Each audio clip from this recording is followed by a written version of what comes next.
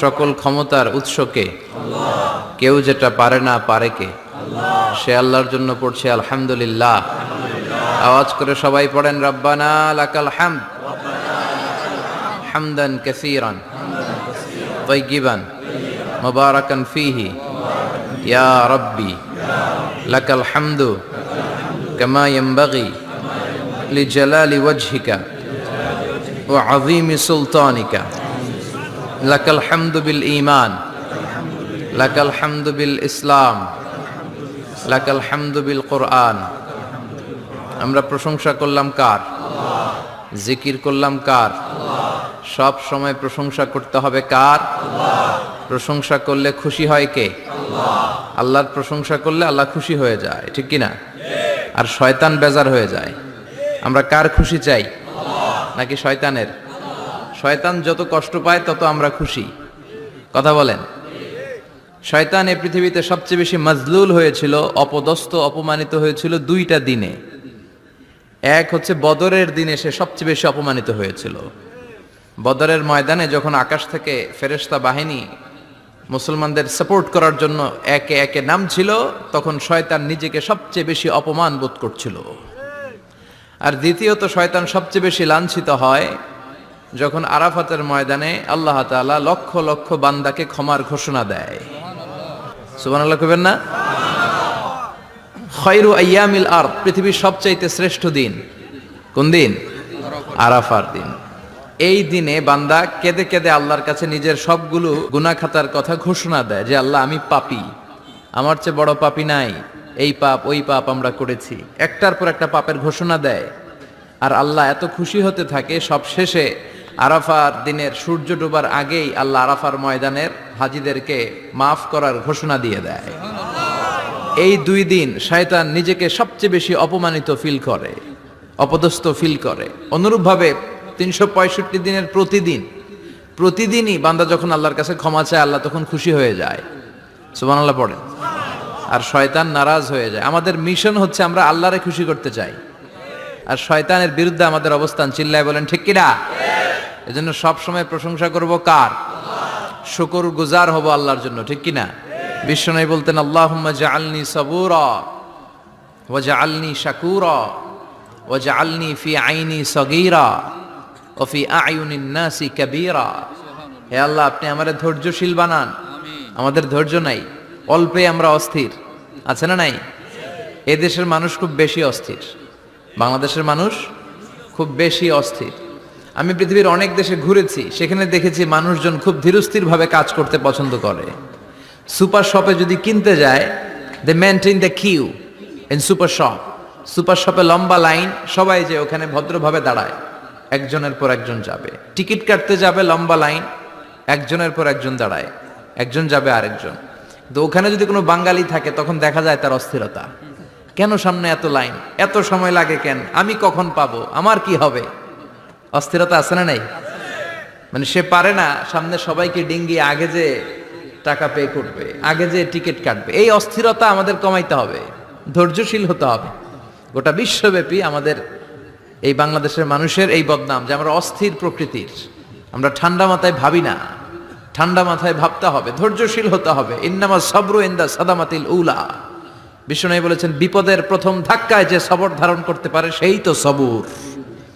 এজন্য বিশ্বনবী দোয়া করতেন আল্লাহুম্মা জাআলনি সাবুরা, আল্লাহ আপনি আমাকে ধৈর্যশীল বানান।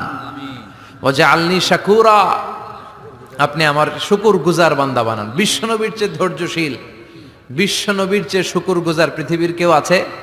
কথা বলেন। এমন তাবৎ কোনো অত্যাচার নাই যে অত্যাচার বিশ্বনবীর উপর করা হয় নাই।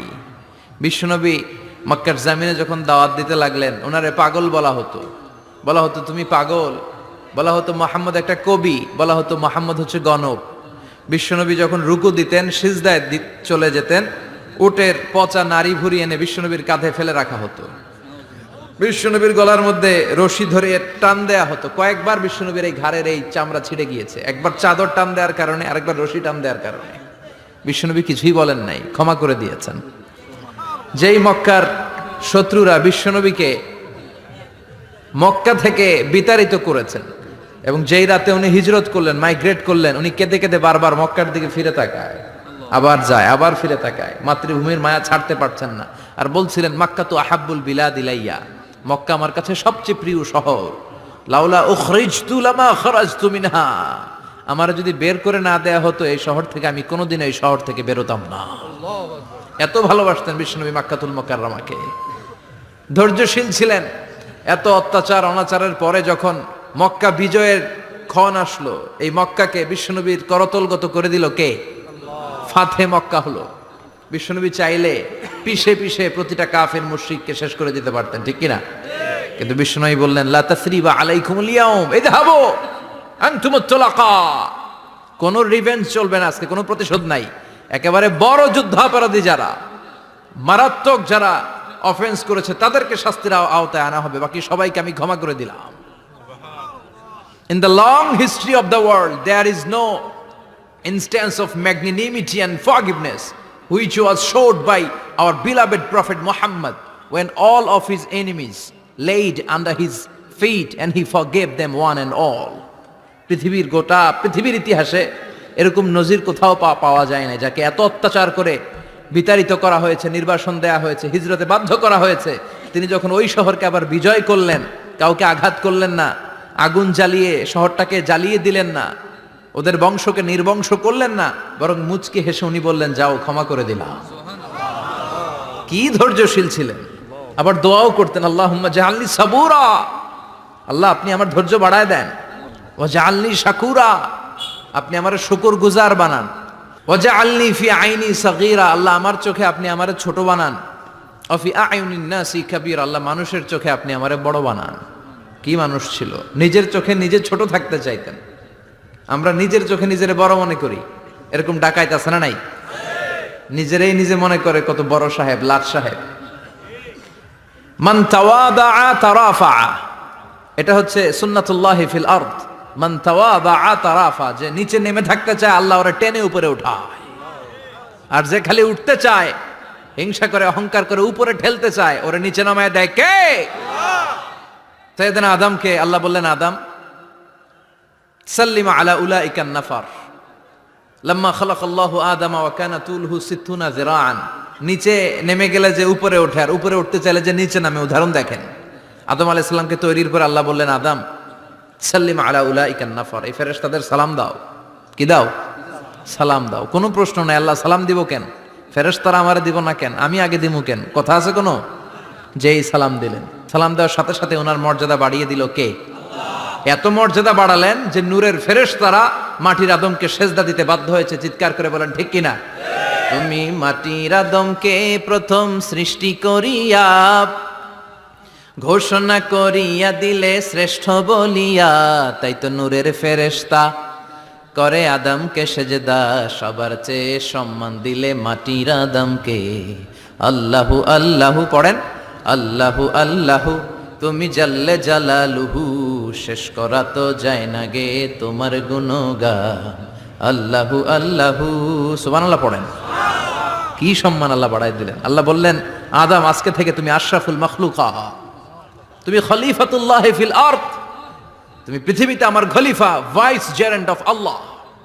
আল্লাহর খলিফা, আল্লাহর আহকামগুলো পালনের জন্য ভাইস জেরেন্ট। চুরি করলে হাত কেটে দাও, কার আইন? এই কাজ আদম তুমি দুনিয়াতে যেয়ে করবা। জিনা করলে ডেথ পেনাল্টি, হেড অফ, শিরচ্ছেদ করে দাও, কার আইন? খলিফা হিসেবে মানুষ এসে করবে। মানুষকে আল্লাহ আশরাফুল মাখলুকাত বানিয়ে দিলেন, নিচু হয়েছে বড় বানিয়ে দিলেন। আর শয়তানের অবস্থা কি? শয়তানকে আল্লাহ বললেন সেজদা দে আদমকে। শয়তান যুক্তি দাঁড় করিয়েছে, খালাকতাহু মিন তিন খালাকতানি মিন নার ওয়া খালাকতাহু মিন তিন। আল্লাহ আপনি আমারে বানাইছেন আগুন দিয়া। কি দিয়া? আগুনের ধর্ম উপরের দিকে ওঠে, আর মাটির ধর্ম সে নিচে পড়ে থাকে, আমি কেন সেজদা দেব? শয়তানকে চিরকালের জন্য ইবলিস, মালউন, অভিশপ্ত আর জাহান্নামী হিসেবে ঘোষণা দিয়ে দিল কে? এজন্য আপনি ছোট থাকতে চাইবেন, আপনারা বড় বানাবে কে? আর আপনি নিজে যদি বলেন আমি বড়, থাপ্পড় মেরে আপনারা নিচে নামাই দিবে কে? এজন্য বিশ্বনবী দোয়ায় বলতেন আল্লাহুম্মা জাআলনি সাবুরা ওয়াজআলনি শাকুরা ওয়াজআলনি ফি আইনি সাগীরা ওয়া ফি আয়ুনিন নাসি কাবীরা। ও আল্লাহ আপনি আমারে ধৈর্যশীল বানান, আপনি আমারে শুকরগুজার বান্দা বানান, আমার চোখে আমারে আপনি ছোট বানান, মানুষের চোখে আপনি আমারে বড় বানান। সুবহানাল্লাহ পড়েন। এজন্য সবসময় শুকর গুজার থাকার চেষ্টা করতে হবে। রাজি আছেন তো? যে কোনো মুহূর্তে, যে কোনো পরিস্থিতিতে আমরা শুকরিয়া করব কার? চিল্লায় বলেন কার? আমরা যেন বেশি বেশি আল্লাহ তাআলার শুকরিয়া আদায় করতে পারি। আল্লাহ তুমি তৌফিক দাও। সবাই পড়ি আমিন।